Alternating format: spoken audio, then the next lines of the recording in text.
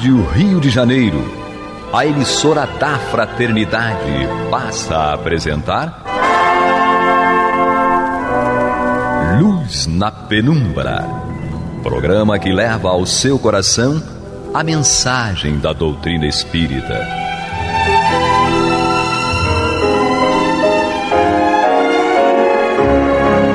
E com vocês, Henrique Parente, para o estudo de obras póstumas.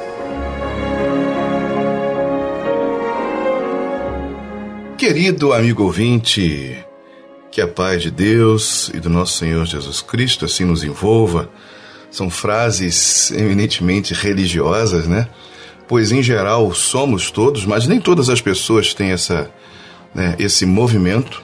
Preferem assim ficar um pouco mais distante, observar mais a respeito desses assuntos que os interessam muitas vezes, mas preferem limitar-se aí a diminuir essa efusão que normalmente nós temos, por nos identificarmos mais com essas questões de ordem sagrada, né? Que para nós é tão importante.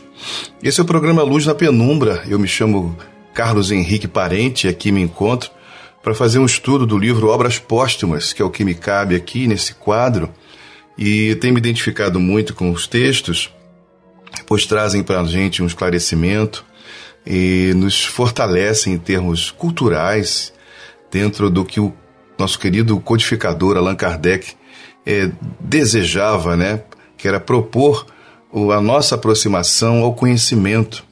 Não só a formação no sentido da estrutura espírita que ele ali estava trabalhando muito bem, mas que a par desse conhecimento também nos tornássemos pessoas questionadoras a respeito do que é determinado como uma verdade. Pois a aquisição da verdade é fruto de um processo de pesquisa, de reflexão, de comparação, até chegarmos a uma lei. Então a gente, quando encontra uma lei bem definida e aquilo pelos campos do mundo científico, aquilo se repete, a gente considera aquilo como algo verdadeiro, ou seja, como um dogma, até usando assim essa palavra, talvez no seu sentido mais verdadeiro, eu diria.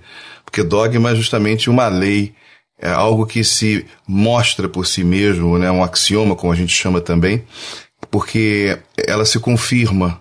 Então, quando a gente entende que algo é uma lei, então a gente não discute mais aquilo, porque aquilo, ela própria se mostra, né? Como a gravidade, descoberta pelos cientistas e outras leis que existem, e que a gente pode perfeitamente chamá-los de dogmas. Então, é diferente daquela concepção do dogma religioso, que é uma determinação de um grupo específico, de pessoas inteligentes, mas que elas determinam que tem que ser daquele jeito, não se discute, pronto e acabou. Aí sim, esse dogma aí é furado. Agora o dogma filosófico e barra científico, né? Esse não, porque esse acaba mostrando o que realmente o é. Então é nesse sentido que a gente está aqui estudando, pesquisando a respeito desses temas. São matérias interessantíssimas que Kardec trabalha no livro Obras Póstumas, que mais uma vez, repetindo aquelas pessoas que estão iniciando aí pela primeira vez, é um livro que Kardec escreveu. Na verdade não foi o livro em si, mas as matérias que ele produziu foram colocadas, transformadas num livro, numa obra, e publicado 21 anos após a sua desencarnação. Então, é um livro que contém todo o trabalho realizado por Kardec, menos a elaboração dessa estrutura aqui, né? Bom, pelo menos, se a minha ignorância não estiver trazendo aqui alguma falha, ele não tinha estruturado todo esse conteúdo aqui nesse formato de livro. Mas isso não quer dizer que ele não tivesse pensado nisso antes, né? E tanto é que o livro foi dividido em duas partes, né? Na primeira parte, várias matérias a respeito de vários assuntos. Na segunda parte, aí sim, uma coisa pessoal. Essa realmente ele não publicaria, porque envolve a sua pessoalidade, a sua relação com os espíritos, que algumas vezes demonstrava a própria grandiosidade do codificador. Isso ele guardava para ele, e ele não tinha nenhuma vaidade por conta disso aí. Muitas vezes ele nem se achava aquilo que estavam dizendo que ele era. Mas quando chegar lá a gente vai ver, para aguçar, na verdade, a curiosidade do amigo ouvinte nesse sentido. Então vamos acompanhando aí os estudos até chegarmos lá. Hoje vamos iniciar aqui um novo ponto de estudo dessa obra, né, Obras Póstumas, que é um capítulo onde fala sobre o estudo da natureza de Cristo, ou seja, está vinculado à figura de Jesus, porque ele é o Cristo do planeta Terra, é o que a gente conhece, tem essa concepção. Então Kardec vai estabelecer um estudo sobre isso aí, era o interesse dele estudar esses assuntos que se ligavam, né, aos aspectos religiosos, ele gostava muito disso. E é uma questão entre o mundo religioso, entre o mundo filosófico, entre o mundo científico. Na atualidade existiu aí a pesquisa do Jesus histórico, que é justamente, havia uma contestação até da existência de Jesus, da sua pessoa, como se ele pudesse ter sido criado por mentes inteligentes, mas que não tivesse existido de verdade. Então, Kardec, ele, vendo isso tudo também desde sua época, ele propôs aqui iniciar esse estudo da natureza de Cristo, cujo o item 1 ele chama de origem das provas da natureza de Cristo. Então, Kardec, ele tem esse trabalho, né, de começar aí a pensar muito sobre isso. Então é bacana a gente ver aonde ele vai nos levar. Então vamos viajar com Allan Kardec durante um tempo. É um assunto extenso, vamos levar um tempo considerável. São muitas páginas a respeito disso aí. Eu acho que não poderia ser menos do que isso. Né? Jesus é uma figura incrível. Hoje, no sentido das pesquisas históricas, o chamado Jesus histórico, não há mais dúvida da existência de Jesus enquanto personalidade. Hoje se sabe disso, a ciência realmente, ele demonstrou com pessoas, especialistas de várias áreas e especialistas não religiosos. Não é uma questão só do mundo religioso, e sim do mundo que se interessava em tentar compreender se realmente havia uma existência física desse ser e que mudou a face do mundo, e que dividiu o mundo antes de Cristo e depois de Cristo.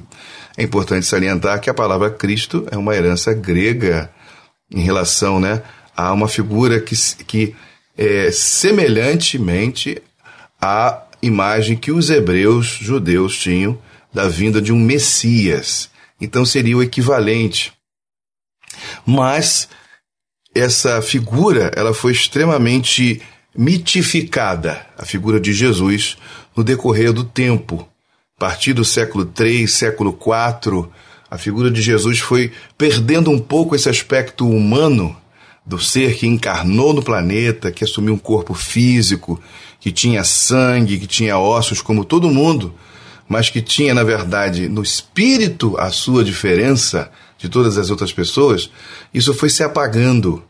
Então ficou confuso. Por isso, depois de tanto tempo, começaram realmente a questionar se Jesus existiu enquanto sua pessoa, né, no sentido físico.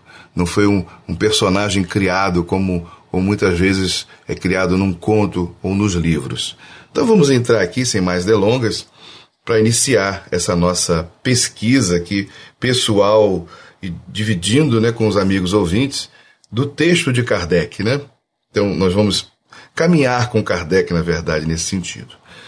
Então começa dizendo o Allan Kardec: a questão de saber qual a natureza de Cristo tem sido debatida desde os primeiros séculos do cristianismo e ainda não foi resolvida, pois que ainda hoje é motivo de discussão. E nós não vamos aqui, desde já, mergulhar aqui nas nossas reflexões. Vamos seguir um pouco o texto para entender onde Kardec quer nos levar nesse sentido, né? A divergência de opiniões sobre esse ponto foi que originou a maior parte das seitas, que tem dividido a Igreja há 18 séculos. E é para notar que os chefes dessas seitas foram bispos ou clérigos. 18 séculos, a época de Kardec, a gente, né, ganhou mais um século e pouco, somos no 20º século, no sentido da pós-Jesus, né? Para a gente, né, no 21º estamos vivendo. Mas, no decorrer aí do tempo de Jesus, a gente pode dizer há 20 séculos atrás, né? Então, os responsáveis por essa questão eram os próprios chefes de seitas que formaram, né, essas seitas próprias ligadas aí ao nascimento do cristianismo a partir de Jesus. Nosso querido José Herculano Pires, um grande escritor, pesquisador espírita, um excelente, maravilhoso professor que deixou pérolas para nós, ele costumava dizer, ou melhor, sendo mais específico, no livro Revisão do Cristianismo, o Herculano diz que o cristianismo é uma doutrina do conhecimento que fornece elementos para o nascimento de muitas religiões de base cristã. Que é mais ou menos isso que a gente vê aqui em Kardec. O Herculano, ele fala de uma forma diferente com a cultura atual que ele vivenciou ali, né, onde ele veio a desencarnar em 1979. Então ele viveu todo esse boom da conquista científica, que não diria nascia ali, né, porque desde o século XVIII a ciência vem se desenvolvendo muito bem, mas que ali no século XX ela começava a formar melhor concepções incríveis, e aí vem mudando a face do mundo a partir de então, né? Entretanto, continuando aqui, então como hoje, as opiniões têm se formado mais sobre abstração do que sobre fatos. Procurou-se principalmente o que o dogma pode oferecer de plausível ou de irracional, desprezando-se o estudo dos fatos que dariam decisiva luz. E onde encontrar esses fatos, senão nos atos e nas palavras de Jesus? Jesus nada escreveu, e os seus únicos historiadores, os apóstolos, nada escreveram em vida. Nenhum historiador profano, seu contemporâneo, falou dele, não existindo sobre a sua vida e a sua doutrina nenhum documento além dos evangelhos.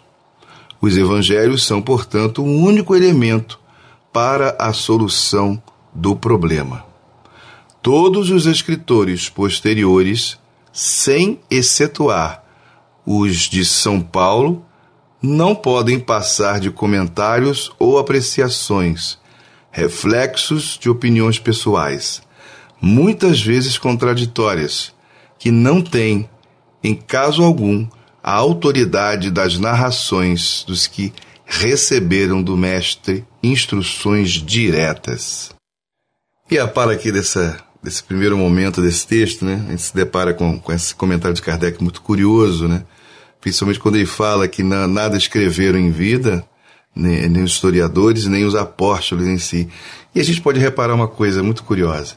Quando a gente pega uma Bíblia comum, a gente encontra lá o Evangelho segundo Mateus, o Evangelho segundo João, o Evangelho segundo Marcos, o Evangelho segundo Lucas. Esses 4 evangelistas aí que foram adotados como os principais, e existem razões para isso. Não vamos entrar aqui nesse mérito. Mas existem muitos textos e são considerados, chamados de apócrifos, porque quando faz-se comparação, desde muito tempo é feita uma comparação, apesar de coisas muito interessantes encontradas ali, existem nuances que diferem muito daquilo que estabeleceu-se a partir de uma coerência em relação à presença de Jesus e dos apóstolos no mundo. Então esses livros foram deixados de lado. Então, mas eles existem aí para aquelas pessoas que gostam, né, de pesquisar, de refletir, são importantes. Ninguém é proibido disso, não. Né? Mas trabalhando aqui com isso que acabei de comentar a respeito do Evangelho segundo Mateus, segundo Lucas, segundo João, segundo Marcos, isso indica para nós que aqueles textos ali não foram escritos diretamente por Mateus. Então a gente não tem ali o Evangelho de Lucas, de Mateus, de João, e sim segundo. Porque é a força da expressão de sua época. Nada foi propriamente construído, escrito da maneira como a gente compreende. Então é dito hoje que o Evangelho, né, talvez o mais antigo, tenha sido escrito 40 anos após a desencarnação de Jesus, né, e esse escrito a gente pensa de que maneira ele foi acomodado em textos e coisas assim. Então, o que existe são fragmentos dos mais antigos em relação a textos que remontam ao século II e textos diretos, como se tivessem sido dos próprios discípulos, a gente não tem. Então, é muito complexo isso. As pessoas ficam assim, uau, caramba, como é que isso chegou até a gente? Chega pela força da tradição, assim como Moisés também. Ele não escreveu propriamente de próprio punho os 5 livros lá, o Pentateuco mosaico. Aquilo era a força da tradição da época. Sim, haviam anotações, mas não escritas da maneira como a gente compreende. Mais tarde, né, Esdras, ele vai tornar isso um pouco mais bem definido em relação a textos que foi gerado ali na cultura hebraica, né? E a memória da história daquele povo através de textos. Então, tudo é muito assim. Então, Jesus não escreveu nada pessoalmente porque ele conflagrou ali a presença de uma conduta diferente, de uma proposta de vida diferenciada. Ele sabia que isso permaneceria na memória das pessoas, anotações iriam ser feitas, isso é passado pela frente, os homens têm essa necessidade, e chegamos na atualidade com toda essa história que vem contando dos feitos, das relações interpessoais desse homem incrível chamado Jesus, o Cristo, ou às vezes chamado também Jesus de Nazaré. Então, é bacana demais a gente ver até a força desse homem em relação a todo esse conteúdo.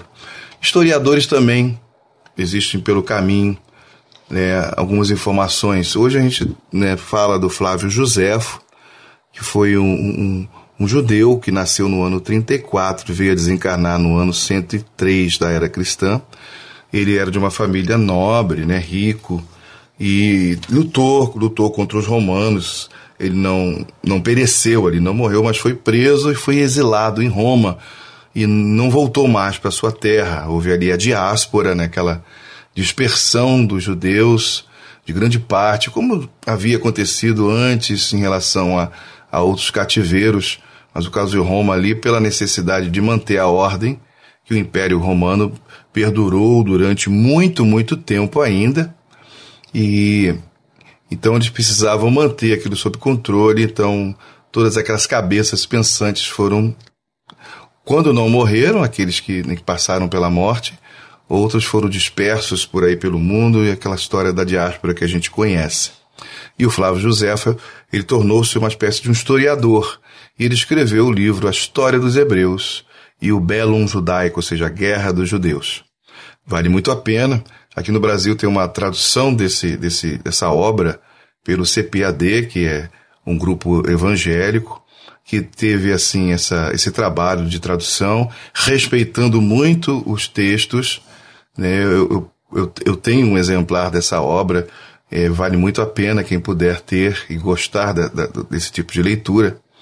Então, quando eles não concordam com alguma coisa no texto em si, eles escrevem uma nota de rodapé, o que é recomendado, né? O cuidado de não se mexer numa obra literária clássica de jeito nenhum. Então, existe ali uma espécie, né, eu diria, né, não é uma redução, mas a obra completa ela é maior, mas ali está bem condensada todo o conteúdo, né, da história dos Hebreus, do Flávio Joséfo, considerado também um historiador nesse sentido. Então, ali existe, no livro, uma afirmação da existência de Jesus de Nazaré. É uma frase curta, né, de 2 linhas, mais ou menos, onde ele fala que existia um homem chamado Jesus, que causou, né, um interesse, que tinha alguns seguidores, tal, coisa muito pouca, faz só menção a isso aí e segue caminho. Então não fala ali da vida de Jesus, quem é Jesus, o que ele fez, tal, mas marca a presença dele através dessa literatura, isso ali, né, por esses anos iniciais.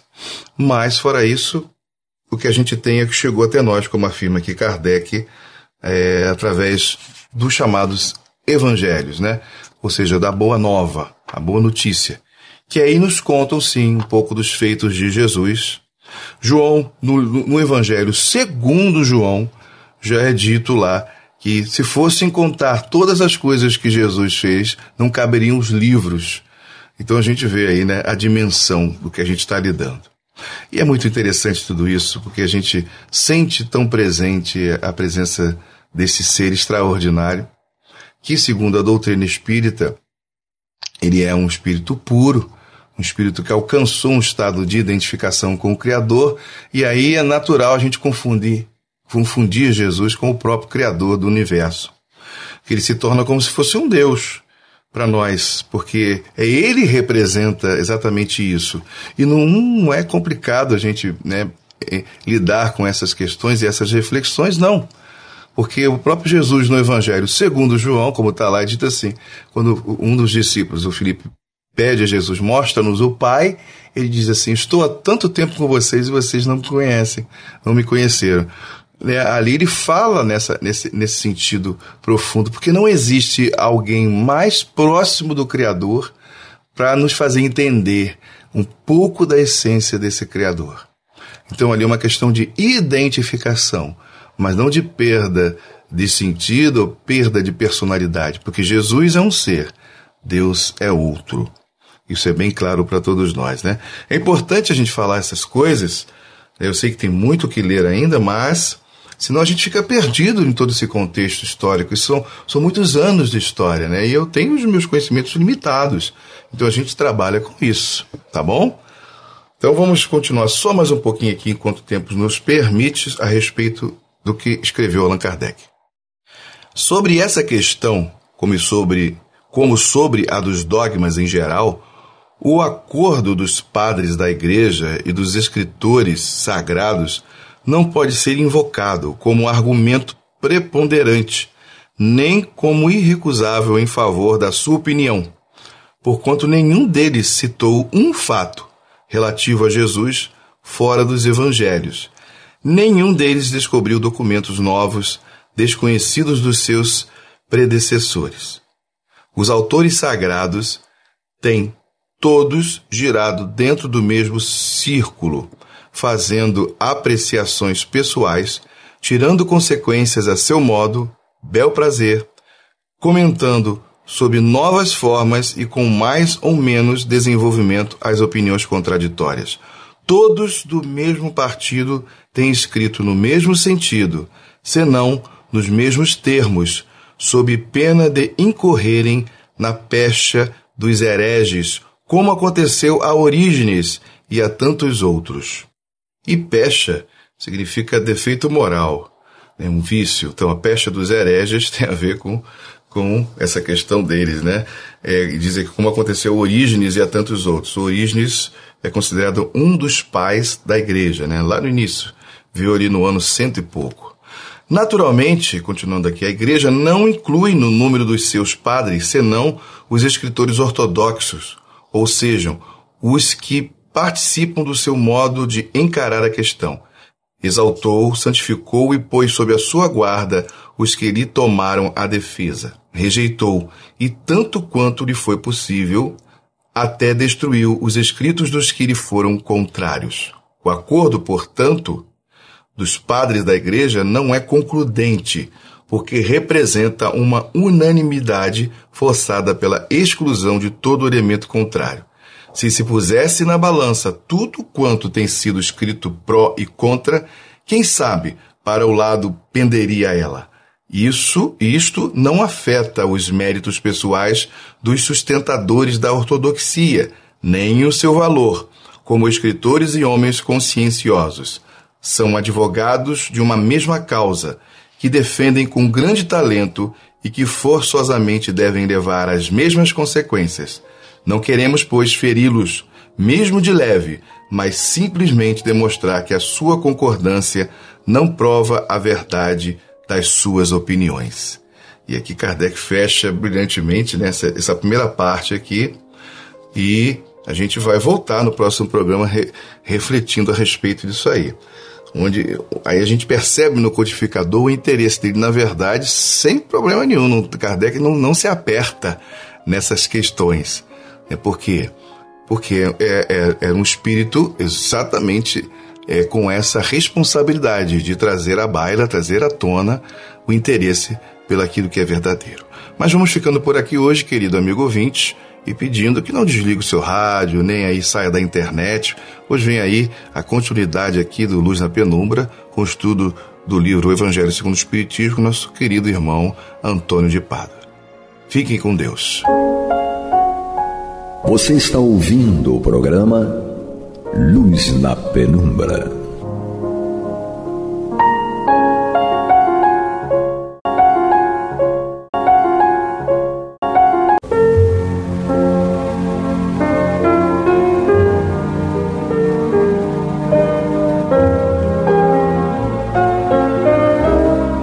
A Rádio Rio de Janeiro está levando ao seu lar e ao seu coração a mensagem consoladora da doutrina espírita, através do programa Luz na Penumbra.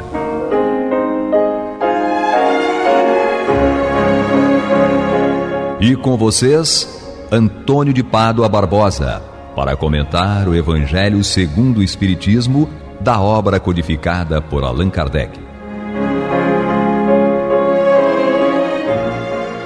Muito boa noite, meus amigos. Estamos mais uma vez aqui no nosso amado programa Luz na Penumbra, no qual nós vamos estudar o Evangelho segundo o Espiritismo de Allan Kardec. Estamos no seu capítulo 5º, Bem-aventurados os aflitos. E hoje há uma mensagem de François-Nicolas Madeleine, o cardeal Morlot, em Paris, 1863, e que tem por título: A felicidade não é deste mundo. Realmente o título já explica tudo, né? Mas vamos ler aqui o que nos diz o cardeal Morlot. Não sou feliz. A felicidade não foi feita para mim, exclama geralmente o homem em todas as posições sociais. Isso, meus caros filhos, prova melhor do que todos os raciocínios possíveis a verdade desta máxima do Eclesiastes. A felicidade não é deste mundo.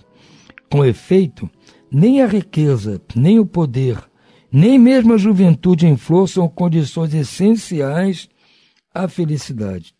Digo mais, nem mesmo a reunião dessas três condições tão desejadas, porque incessantemente se ouvem no meio das classes mais privilegiadas pessoas de todas as idades se queixarem amargamente da situação em que se encontram. Antes de prosseguirmos, vou fazer aqui um pequeno esclarecimento, porque esta frase, a felicidade não é deste mundo, trazida aqui pelo cardeal Morlot, ele diz que essa verdade é uma máxima do livro Eclesiastes, lá da Bíblia. A felicidade não é deste mundo. Na realidade, esta frase, assim como está, não faz parte do texto do Eclesiastes. Mas o que acontece? O Eclesiastes todo é um livro mostrando passagens a respeito da felicidade e mostrando que há várias coisas que acontecem conosco que demonstram que nós não estamos aqui nesta vida buscando, ostentando a felicidade. Então, ao ler o Eclesiastes, você mesmo pode chegar à conclusão, então, que a felicidade não é deste mundo. Então, é uma conclusão que você pode tirar, como o cardeal Morlot tirou, do texto completo do Eclesiastes. Então, é uma máxima extraída do texto do Eclesiastes. Não porque esta frase esteja lá, mas é uma conclusão que você pode tirar após ler o Eclesiastes. Então não tem assim, Eclesiastes capítulo tal, item tal. Não tem isso. Apenas é uma conclusão que você pode tirar daquilo. É como a gente dizia quando conta uma historinha e pergunta qual é a moral da história. Você conta uma história e depois a pessoa tem que dizer a você, numa frase, o que ela entendeu daquilo ali. Não quer dizer que aquela frase que ela pensou está no texto que você leu ou que você falou, né? É apenas uma conclusão. É só para a pessoa ficar esclarecida a respeito. Diante de tal resultado, é inconcebível que as classes laboriosas e militantes invejem com tanta avidez as condições das que parecem favorecidas pela fortuna. O que está dizendo aqui é o seguinte: é inconcebível que as classes laboriosas e militantes, ele já usou essa palavra lá no século XIX, hein? Invejem com tanta avidez as condições das que parecem favorecidas pela fortuna, porque nós sabemos disso. As pessoas talvez mais simples, mais humildes, que não têm as benesses das classes favorecidas pela fortuna, não só a fortuna econômica, pecuniária, mas do poder, da juventude, da beleza. As pessoas que detêm essas virtudes ou essas benesses são vítimas de inveja daqueles que não têm. É o que ele está dizendo aqui. Né? Pessoas das classes laboriosas e militantes ficam com inveja dos outros, mas não sabem que esses outros têm outro tipo de problemas, porque ninguém aqui está livre das encrencas do dia a dia. Não é porque é rico, bonito, poderoso que não vai passar por dificuldades. Neste mundo, por mais que se faça, cada um tem a sua parte de labor e de miséria, sua cota de sofrimentos e de decepções, pelo que é fácil chegar-se à conclusão de que a Terra é um lugar de provas e expiações. Então as provas e expiações são para todos que estão aqui, independentemente de qualquer situação material, moral, de saúde ou lá que seja, que a pessoa tenha. Porque ela pode não ter problema de dinheiro, não pode ter problema de saúde, não pode ter problema de feiura, do que for. Mas tem outros problemas que às vezes aquele que não tem tudo isso não gostaria de ter o problema dessa pessoa rica, que é um problema muito mais complicado. Então nós não podemos ficar aqui tecendo comparações. Nós temos que assumir as nossas dificuldades e tentar resolvê-las, administrá-las, como eu falei no programa anterior, encarar e tentar administrar. Não adianta ficar com inveja, nem menosprezando e querendo tirar daquele que tem alguma coisa que você não tem. Não adianta, não vai resolver o problema. Porque essas pessoas têm seus problemas lá. E não cabe a nós aqui ficar julgando. Cada um tem seu problema. Como se diz aí, cada um no seu quadrado. Então aqui na Terra todo mundo está passando por dificuldades. Assim, pois, os que pregam que a Terra é a única morada do homem e que somente nela e numa só existência lhe é permitido alcançar o mais alto grau das felicidades que a sua natureza comporta, iludem-se e enganam os que os escutam, considerando que está demonstrado por experiência multissecular que só excepcionalmente este globo apresenta as condições necessárias à completa felicidade do indivíduo. Bom, mais uma vez ele está nos dizendo aqui, aqueles que pregam que a Terra é palco de uma única existência, é a única morada do universo, é palco de uma única existência para cada um, e que nesta existência vai ser permitido a pessoa chegar ao grau mais alto de felicidade que a natureza comporta, estão iludidos. Eles se iludem e enganam as pessoas que os escutam, porque eles ficam falando e convencem as pessoas disso. Não, porque que o fulano tem isso, tem aquilo, tem que tirar porque ele é beneficiado, eu não sei o quê. Não é problema nosso. Cada um tem que administrar o seu cada qual, a sua contingência. Se eu não estou satisfeito com as minhas condições, vou lutar para mudar. Se der, muda. Se não der, peço a Deus para me ajudar e for fazer por onde merecer a mudança. Agora, ficar eu revoltado, ainda convocar pessoas para ficarem revoltadas, só atrasa todo o processo. Porque diz, está considerando que está demonstrado pela experiência multissecular que só excepcionalmente este globo apresenta as condições necessárias à completa felicidade do indivíduo. Em tese geral, pode-se afirmar que a felicidade é uma utopia, a cuja conquista as gerações se lançam sucessivamente sem jamais conseguirem alcançá-la. Se o homem ajuizado é uma raridade neste mundo, o homem absolutamente feliz jamais foi encontrado. Então, ele já falando aqui, que já é uma raridade encontrar alguém com juízo neste mundo. Ele está falando a verdade. É difícil encontrar alguém com juízo. Encontrar alguém absolutamente feliz, ainda ninguém foi encontrado. Não apareceu um aqui. Talvez só o Cristo. Mas ele diz que ele não é deste mundo, né? Ele diz que o mundo dele é outro. Falou isso para Pilatos. Meu reino não é deste mundo. Então, este mundo aqui, ele chegou para dar o exemplo dele, mas ele não pertence a este mundo. Agora, quem pertence a este mundo, não existe um que pode dizer que é feliz completamente. E com juízo são raros. Aquilo em que consiste a felicidade na terra é coisa tão efêmera para aquele que não se deixa guiar pela ponderação, que só que, por um ano, um mês, uma semana de satisfação completa, todo o resto da existência é uma série de amarguras e decepções. E notai, meus caros filhos, que falo dos felizes da terra, dos que são invejados pela multidão. Mais uma vez está dizendo que a multidão inveja aqueles que ela acha que são felizes.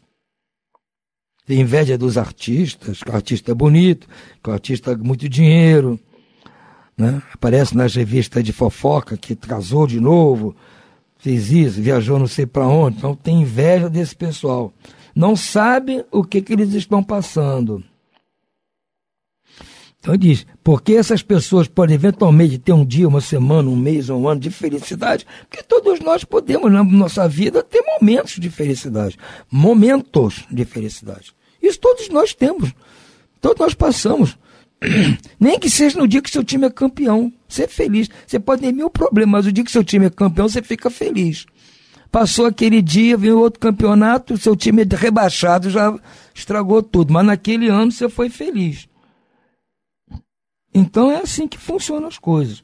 Consequentemente, se a morada terrena se distingue por ser um local de provas e expiações, há que se admitir a existência, em algum lugar, de moradas mais favorecidas em que o espírito do homem, embora ainda aprisionado num corpo de carne, desfruta dos prazeres inerentes à vida humana em toda a sua plenitude. Então, se a Terra ainda é um planeta com essas dificuldades, nós temos que admitir que deve haver outras moradas aí no universo em que o homem, mesmo ainda tendo que encarnar num corpo material, ele pode desfrutar de prazeres maiores que nós aqui, mais vezes que nós aqui, inerentes à vida humana em toda a sua plenitude. É por isso que Deus semeou no vosso turbilhão esses belos planetas superiores, para os quais os vossos esforços e as vossas tendências vos farão gravitar um dia, quando estiverdes suficientemente purificados e aperfeiçoados. Ou seja, a nossa vez vai chegar. Nós um dia vamos para planetas felizes, planetas ditosos, planetas onde realmente impera a felicidade. Mas isso só depois que estivermos suficientemente purificados e aperfeiçoados. Na real, no português, claro, no momento em que tivermos tomado vergonha. A hora que nós tivermos tomado vergonha, nós vamos mudar para planetas onde realmente pode haver felicidade por mais tempo do que temos aqui, eventualmente, na Terra. Todavia, não deduzais das minhas palavras que a Terra esteja destinada para sempre a ser uma penitenciária. Não, certamente que não. Dos progressos realizados, podeis facilmente deduzir os progressos futuros e dos melhoramentos sociais conquistados, novos e mais fecundos melhoramentos. Essa é a tarefa imensa que será realizada pela nova doutrina que os Espíritos vos revelaram. Então, ele está dizendo, bom, vocês também não precisam achar que a Terra vai ficar eternamente sendo um planeta de provas e expiações, sendo uma penitenciária. Não vai ficar assim pela eternidade. Não, certamente que não. Então ele lembra aqui, dos progressos realizados por nós aqui, a humanidade, podemos facilmente deduzir os progressos futuros e os melhoramentos sociais conquistados, novos e mais fecundos melhoramentos. Então nós podemos ver, pelo que nós já conseguimos, desde a época das cavernas até hoje, nós melhoramos em muito a vida nossa aqui. Em termos de conforto, em termos de saúde, de alimentação, de conhecimentos intelectuais, inclusive morais também. Nós não podemos nos comparar hoje com o homem das cavernas, nem o homem da época do Cristo, nem o homem do século XIX aqui que ainda escravizava os seus irmãos. Nós não estamos nesse time mais. Então o planeta melhorou, nós melhoramos. Então nós podemos fazer uma extrapolação e ver, bom, no futuro, será quantos anos para frente, o planeta vai estar melhor ainda, é o que ele está dizendo aqui. E essa tarefa de melhorar o planeta cabe a quem? Cabe a nós. E o que veio mandado por Jesus para nos ajudar nessa tarefa de melhorar a situação do planeta. A nova doutrina que os Espíritos nos revelaram. Então a doutrina espírita veio para nos ajudar a melhorar o planeta. Ou seja, como eu vou melhorar o planeta? Eu me melhorando, eu aceitando as coisas, eu trabalhando para melhorar o meu mundinho, eu estou melhorando o planeta. Se todo mundo varrer a sua calçada, a rua toda está varrida. Não adianta eu reclamar que o lixeiro não passa, que o gari não vem limpar. Não, cada um varre a sua calçada, então tudo vai ficar limpo. Se todo mundo dirigir no trânsito, obedecendo o Código Nacional do Trânsito, não terão acidentes. Então cada um tem que fazer a sua parte. Se todos fizerem a sua parte, o planeta vai melhorar. É isso que a doutrina vem nos mostrar. O problema foi que eu causei os problemas. É uma coisa individual. Ninguém causou problema, eu vou pagar. Eu estou pagando por aquilo que eu causei. Então quem é que tem que parar de fazer problema? Sou eu tenho que parar de causar problema. Eu tenho que passar a plantar coisas boas. E coisas simples. É levar o lixo amarradinho até o local apropriado, é varrer minha calçada, é deixar minhas coisas arrumadas, é parar meu carro no local adequado. É isso, é cumprimentar as pessoas, tratar com delicadeza aqueles que trabalham e nos atendem, seja numa repartição, seja num supermercado, seja onde for, na condução, esses profissionais que estão nos servindo, estão nos ajudando, tratá-los com cortesia, delicadeza, com caridade, com cristianismo. É isso que nós temos que fazer. Se cada um fizer a sua parte, aí a felicidade pode começar a aparecer aqui entre nós. Agora, enquanto eu achar que os outros é que tem que fazer, não vai resolver. Então, o cardeal Morlot está sendo muito claro aqui para nós. Assim, pois, meus queridos filhos, que uma santa emulação vos anime, e cada um de vós se despoje do homem velho. Vocês vamos largar esse homem velho que tumultuou esse planeta desde a época do Homo habilis, desde a época do Homo erectus. Desde aquela época que nós estamos tumultuando o planeta. Vamos parar. A doutrina espírita veio para nos mostrar, chega de causar problema, Antônio. Começa a buscar a solução. Consagrai-vos todos à propagação do Espiritismo, que já deu início à vossa própria regeneração. Eu vou propagar aquilo que está me ajudando a me regenerar. Se está sendo bom para mim, vou propagar para os outros. É um dever fazer que os vossos irmãos participem dos raios dessa luz sagrada. Mãos, pois, à obra, meus queridos filhos, que nesta reunião solene todos os vossos corações aspirem a esse grandioso objetivo de preparar para as futuras gerações um mundo em que a felicidade não seja mais uma palavra vã. Então está dizendo, ó, se vocês estão se sentindo bem, porque adotaram, seguir os preceitos da doutrina espírita, não se furtem a passar adiante. E com que maneira que nós temos que passar adiante? Não é pregando, sair na rua com o livro dos Espíritos na mão, pregando para as pessoas, ou fazendo cara feia para aquele que não aceita. Não é isso. Temos que pregar com o nosso exemplo. Do modo como nós vamos tratar as outras pessoas, com caridade, amando o próximo como a nós mesmos, querendo bem, sendo benevolentes com eles, sendo indulgentes, perdoando os eventuais pecadilhos que cometem contra nós ou contra eles próprios. Com serenidade, com calma, vamos ser a luz do mundo como o Cristo. Vamos ser o sal da terra como o Cristo propôs. E aí as pessoas vão mudando. Elas vão ficar essa postura. Mas por que está acontecendo? Esse cara passa por tanta dificuldade, está aqui sereno, não vive reclamando, está animado, está dando um exemplo. Isso é que nós temos que fazer. Aí o planeta vai mudar. Vai mudar porque eu mudo. Se eu mudar e fizer por onde? Os que estão próximos de mim, primeiro, a minha mulher, o marido, os filhos, os cunhados, todos, seus vizinhos, você vai mostrando que não é bem assim que a coisa funciona. Que se todo mundo fizer uma cara alegre, todo mundo acaba se contagiando. Essa é a ideia passada pelo cardeal Morlot. Aí sim, a felicidade pode começar a ser algo deste mundo. Aí o livro do Eclesiastes vai ser colocado na biblioteca para consulta, só para saber como é que a coisa era no passado. Assim como nós estudamos a história antiga, como é que era na época do Cristo, como é que na época de Roma, época das cruzadas, descobrimento na América, aquela época complicada, está nos livros de história. Então o Eclesiastes vai ser um livro de história, para mostrar como a Terra era no passado. Isso só vai depender de nós, da nossa atuação. Por hora, vamos ficando por aqui. Desejo a vocês todos muito boa noite, muita paz e muita felicidade também.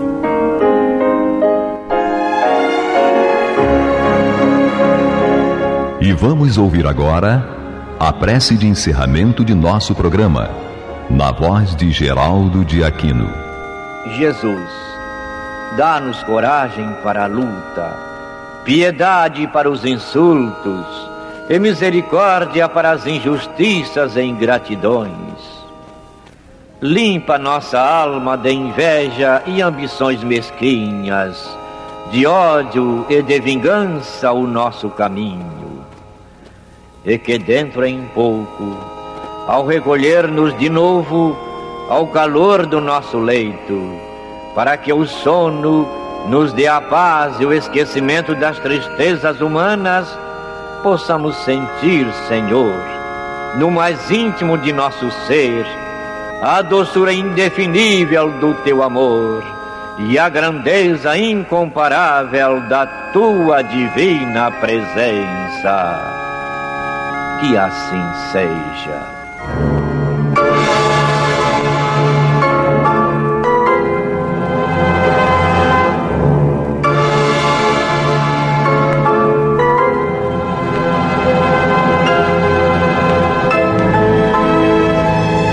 Acabamos de apresentar o programa Luz na Penumbra, que voltará a ser apresentado amanhã às 21 horas nesta emissora.